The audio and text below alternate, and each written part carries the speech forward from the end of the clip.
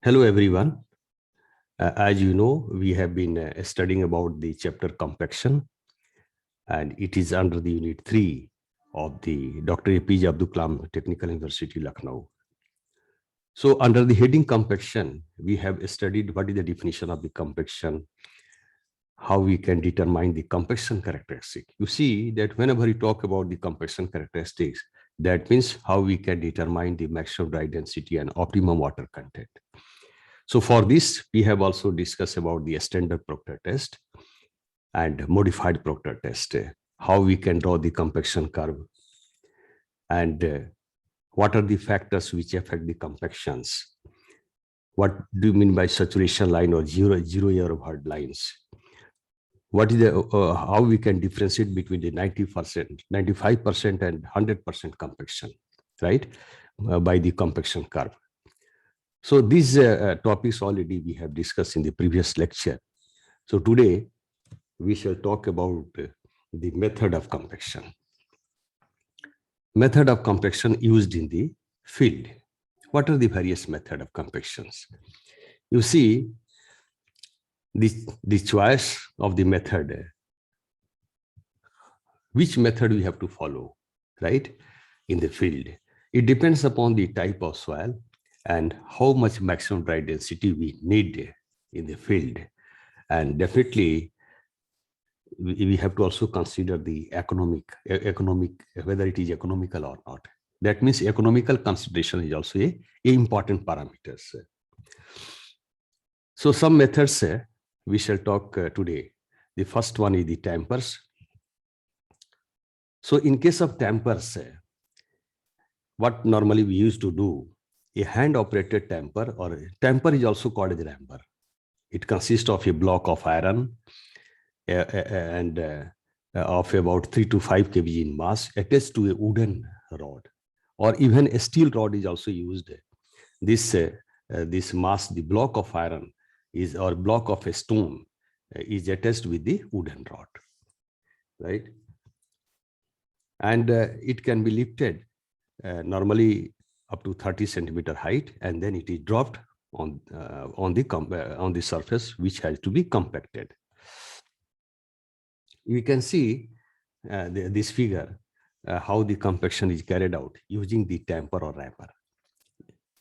We have already seen that at the time of compaction of the foundation, right? Suppose you want to construct the column foundation or the continuous footing. In that case, we have to make a hole in for the column foundation, we have to make a hole in the ground, or in case of the continuous footing, we have to make a trenches. So in that case, the rollers is not possible. So we can use this tamper for the compactions. We can see here that the mechanical rammer is operated by compressed air or gasoline power. It is much heavier, 30 to 150 kg and up to 1000 kg in some special cases. See, hand operated rammers are also there, but mechanical rammer also we can use. We can see this figure, right? So we have to also know tampers can be used the adjacent to the existing structure. Suppose already some structures are constructed, or already some structure is there, and nearby that structure your vacant plot is available, and you want to go for some construction, foundation, building construction. So in that case, we can go for the tampers, right? There definitely it is that the roller is not possible. So due to very low output, tampers are not economical where large quantity of soils and boules. For large quantity, for example, road construction, or highway embankment, earth and dam. So this is not possible for that locations. This is useful only for the small output. As I told you, suppose you are constructing the foundation, building for building a structure. In that case, we can use the tampers. But one important thing is there. So this can be used for all types of soil. Okay. So now we shall talk about the rollers. The first one is the tamper, and second is the rollers. So we can see that the rollers of different types are available for the compaction of the soil, and compaction depends upon different factors. Whenever you are going to compact the soil using the rollers, we have to the compaction by the rollers depends upon the different factors. We should not get it confused that what are the factors affecting compaction. That topic already we have discussed. Here, the compaction by the rollers. Suppose you are going to compact the soil either for the construction of highway or the embankments, whatever it may be. So in that case, the compaction by the rollers depends upon the different factors. You can see it depends upon the contact pressure of the rollers. What does it mean? In general, compaction increases with an increase in contact pressures. For a smooth heel roller, this is the figure of the smooth heel roller. The contact pressure depends upon the load per unit width. Load per unit width, the diameter of the roller, weight of the roller wheel, what is the weight of the roller wheel, and the contact area, how much area it is going to be contacted. So a higher contact pressure increases the dry density and lower the optimum moisture content. So good contact pressure is always required for the rollers. The second, the factors on which the compaction by the roller depends is the number of passes. So you can see here, the compaction of soil increases with an increase in the number of passes. If you are going to increase the number of passes, the density will increase or the compaction will increase. See, beyond a certain limit, the increase in the density with an increase in the number of passes is not appreciable. Why? See, it depends upon the number of passes, depends upon the type of the roads or the type of the structure, right? We should not unnecessarily compact this soil where unnecessarily the economical loss will be there, right? It will not be economical. So beyond certain limit, it is not appreciable to increase the number of passes. That means whatever the number of passes is required, we should go for that only. For economic consideration, the number of passes is generally restricted to a reasonable limit between 5 and 15, right? So the next factors on which the compaction by roller depends is the layer thickness. The compaction of soil increases with decrease in thickness of the layer. Suppose you are decreasing the thickness, you are going to spread the soil. For suppose you want to construct the embankment, highway embankments. So in the beginning, definitely we have to spread the soil on the ground, right? So if the thickness of the layer of the soil which you are going to spread is low, the compression will be good, right? Compression will increase. So what it says that based on the economic, the thickness is really kept less than 15 centimeter. That means it may be more than 15 centimeter, because if you are going to decrease the thickness, more number of passes required, and it will not be economical. The next point is the speed of rollers. So whenever we are using the rollers, the edges, we have to also adjust the speed, speed, so that we can achieve the maximum effect by the roller. So what are the various types of rollers? We shall discuss now. The first one is called as a smooth wheel roller. This type provides static compressions.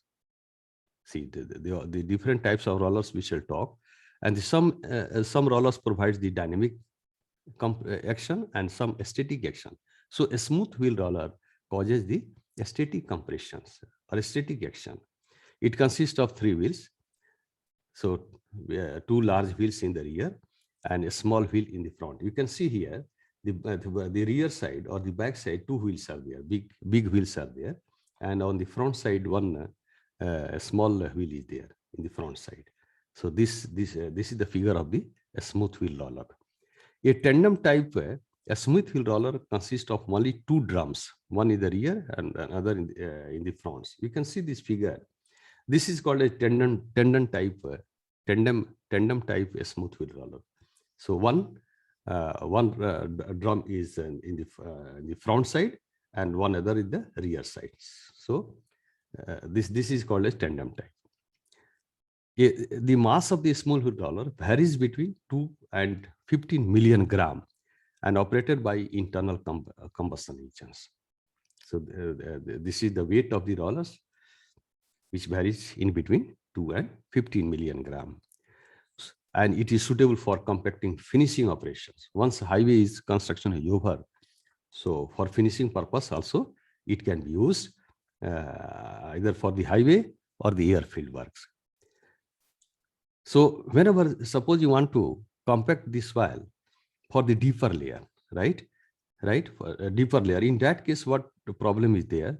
It causes the acidification, for deep layer compaction due to low compaction pressure. The pressure generated by the drum or the wheels are normally low, right? So there is a chance of, if the layer of the soil thickness layer is more, which you are going to compact, in that case, below the compaction surface, the layer may form, acidification may form.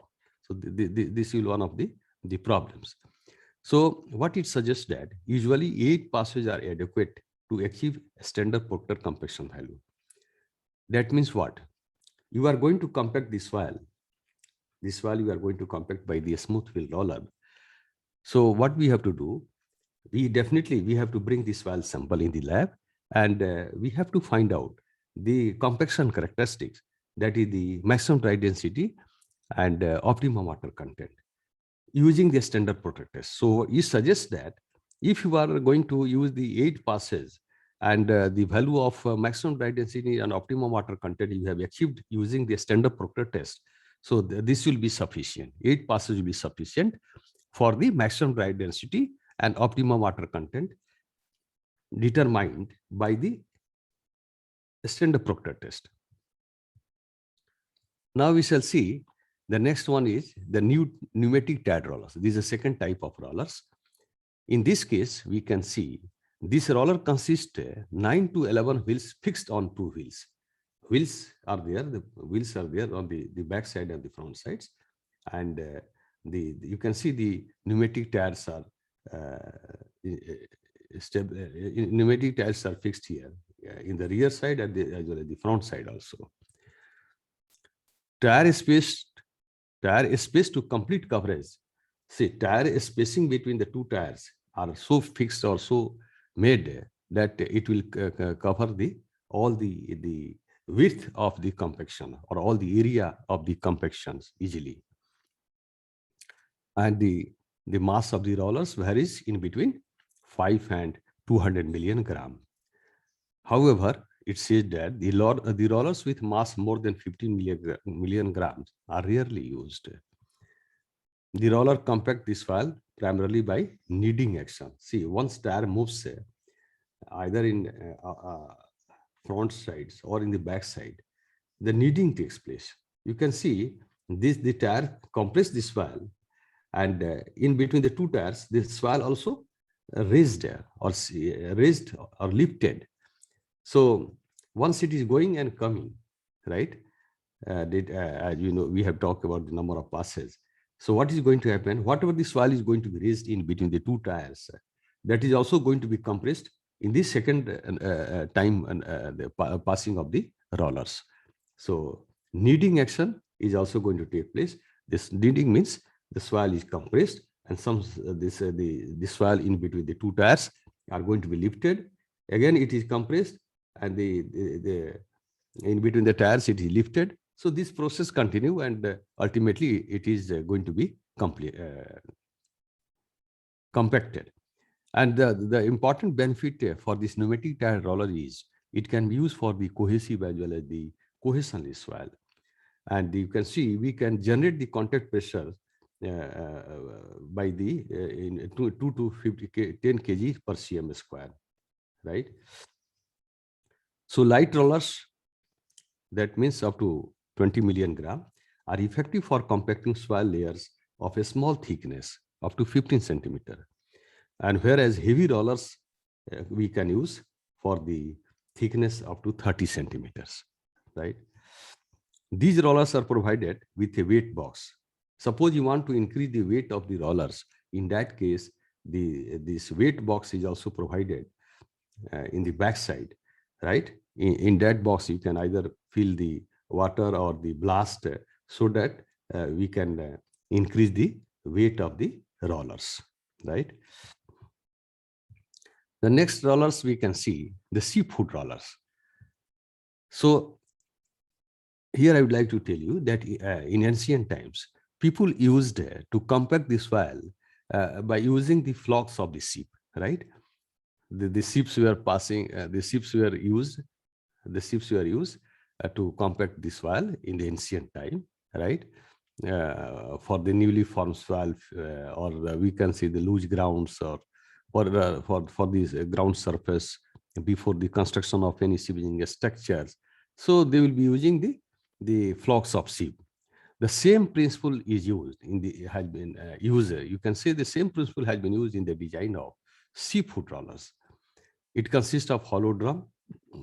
This is the hollow drum. You can see hollow drum is there, and the large number of a small projection. You can see these are the projections, and it is just like a ship foot, right?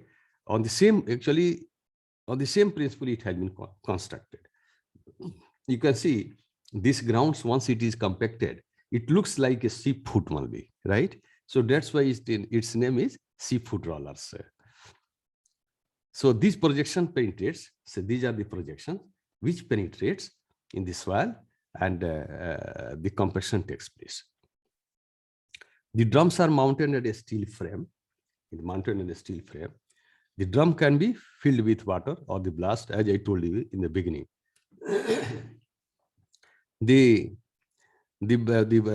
Either we can fill blast or the water in the box so that the weight of the rollers can be increased, and the contact pressure in between this drum, or in between the wheel and the soil surface, we can develop in between 700 to 4200 kilonewton per meter square. You can see this seafood rollers is ideally suited for the compaction of the cohesive soil. The rollers compact the soil by combination of damping and kneading. So damping means dynamic action, and the kneading action both takes place by the seafood rollers, right? A small layers can compact the layers of 15 centimeter thickness, whereas heavy rollers can compact the layers up to 30 centimeter thickness. So this we can do using the seafood rollers. The next rollers we can see vibratory compactors. Here in these compactors, vibrations are induced in the soil during compactions. Generally, this you can see the roller is moving, and here the arrangement for vibration has also been put here, right? The vibrating machines. Here also you can see to generate the vibration, a machine has been installed here, right? So vibration is mounted on a drum. You can see it is also mounted on a drum, hence called a vibratory roller. And this is available both as a pneumatic type and the smooth field type.